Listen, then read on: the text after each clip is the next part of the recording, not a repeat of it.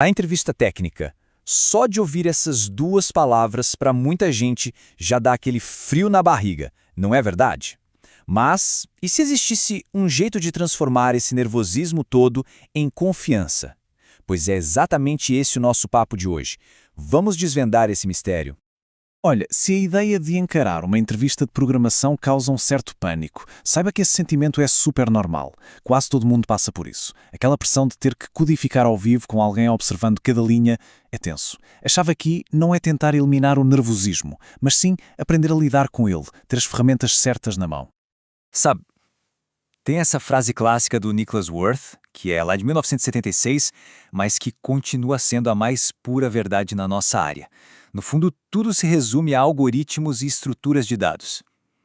É com base nessa ideia central que a gente vai estruturar toda a nossa abordagem em 3 pilares, que são essenciais para dominar qualquer entrevista. Então, o nosso roteiro é bem simples. A gente vai passar por 3 pontos-chave. Primeiro, o alicerce do conhecimento. Depois, a estratégia de resolução. E, por fim, a execução e a comunicação. Bora mergulhar de cabeça no primeiro? Ok, vamos lá. Primeiro pilar, o alicerce do conhecimento. Aqui a gente está falando da base, sabe? Do conhecimento técnico puro, aquilo que simplesmente não dá para negociar. São as ferramentas que se espera que qualquer dev tenha na sua caixa. E no coração desse alicerce o que a gente encontra? Estruturas de dados. É incrível, mas quase todo problema de entrevista vai, de um jeito ou de outro, testar o domínio sobre elas. Pensa em arrays, listas encadeadas, pilhas, filas. Cada uma é como uma ferramenta específica. E claro, tem as queridinhas dos entrevistadores, árvores e tabelas hash, que são super eficientes para buscar e organizar as coisas. O pulo do gato não é só saber o que são, mas principalmente quando usar cada uma. Isso faz toda a diferença. Vamos pegar um exemplo para a coisa ficar mais concreta. A árvore. Pense nela como um jeito de organizar dados que não segue uma linha reta, mas sim uma hierarquia, de cima para baixo. Tipo uma árvore genealógica ou a estrutura de pastas do computador. Essa forma de organização é uma mão na roda para resolver certos tipos de problemas. E para falar de árvores, a gente precisa usar os mesmos termos, certo? Então, bem rápido. A raiz é o nó que está lá no topo. Um nó pai é qualquer um que tem outros ligados abaixo dele, os filhos. E a folha é aquele nó que está na pontinha, sem nenhum filho. Quando todo mundo entende essa linguagem, a conversa sobre os algoritmos fica muito mais fluida. E claro que esse conhecimento todo vai ser testado na prática. Ninguém vai chegar e perguntar, defina o que é uma árvore. O que vão pedir é para resolver problemas reais com elas. Coisas como, encontre a altura desta árvore, ou me diga qual é o terceiro maior valor aqui dentro. A teoria só mostra o seu verdadeiro valor quando a gente consegue aplicá-la. Mas a coisa não para só em estruturas de dados. Quando os problemas ficam mais complexos, mais focados no design do software, aí entram em cena os padrões de projeto, os famosos design patterns. Pense neles não como um código pronto, mas como se fossem receitas de bolo. São soluções que muita gente já testou e aprovou para resolver problemas comuns. É como ter um manual das melhores práticas. E essas receitas se dividem em 3 grandes grupos. Os padrões de criação, que cuidam de como os objetos são criados de forma flexível. Depois temos os estruturais, que ajudam a montar o esqueleto do código, organizando as peças de um jeito inteligente. E, por último, os de comportamento, que são sobre como as diferentes partes do sistema conversam entre si.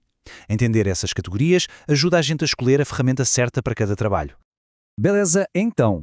O conhecimento técnico está na bagagem, mas agora vem a parte que pode ser complicada. Aplicar tudo isso sob pressão. A estratégia de resolução de problemas é o que realmente diferencia quem só decorou a teoria de quem sabe construir soluções de verdade. Olha, esse roteiro aqui funciona para praticamente qualquer desafio.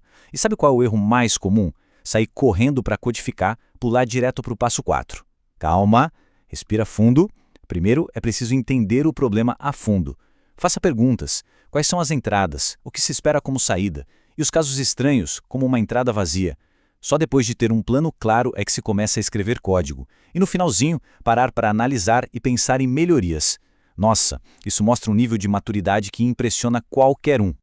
E agora a gente chega no terceiro e muitas vezes o pilar mais decisivo de todos, a execução e a comunicação. É aqui que se mostra não apenas a competência técnica, mas também a capacidade de colaborar, de pensar em voz alta e de ser aquela pessoa com quem a equipe vai querer trabalhar todo dia. Essa frase aqui é a regra de ouro.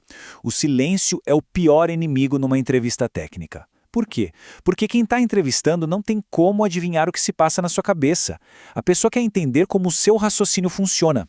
Como você aborda um beco sem saída, não é um teste de adivinhação, é um exercício de colaboração. Falar em voz alta o que se está pensando é simplesmente essencial.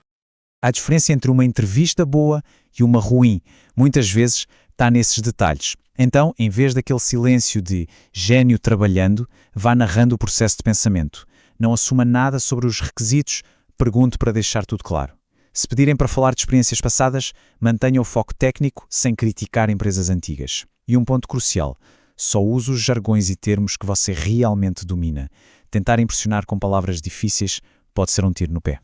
É um erro muito comum achar que a avaliação é só sobre entregar a solução 100% correta. A verdade é que o processo e a comunicação são igualmente ou até mais importantes. Os entrevistadores não olham só o resultado final, eles avaliam como se chegou até lá. Uma solução que está quase perfeita, mas que foi construída com diálogo claro e colaboração, vale muito mais do que a solução perfeita que apareceu depois de um silêncio total. Então, para a gente resumir, o sucesso numa entrevista técnica se apoia nesses 3 pilares. O conhecimento é a nossa base sólida, a estratégia é o nosso mapa para construir a solução, e a execução, focada na comunicação, é como a gente mostra o valor de tudo isso. Dominar os 3 é o caminho certo. E para terminar, fica aqui uma pergunta para a reflexão. Depois de ouvir sobre esses 3 pilares, qual deles parece ser a maior oportunidade de melhoria na sua preparação? Será que é reforçar o conhecimento técnico ou talvez praticar uma abordagem mais metódica para resolver problemas? Ou quem sabe treinar a comunicação? O primeiro passo é identificar esse ponto e começar a trabalhar nele.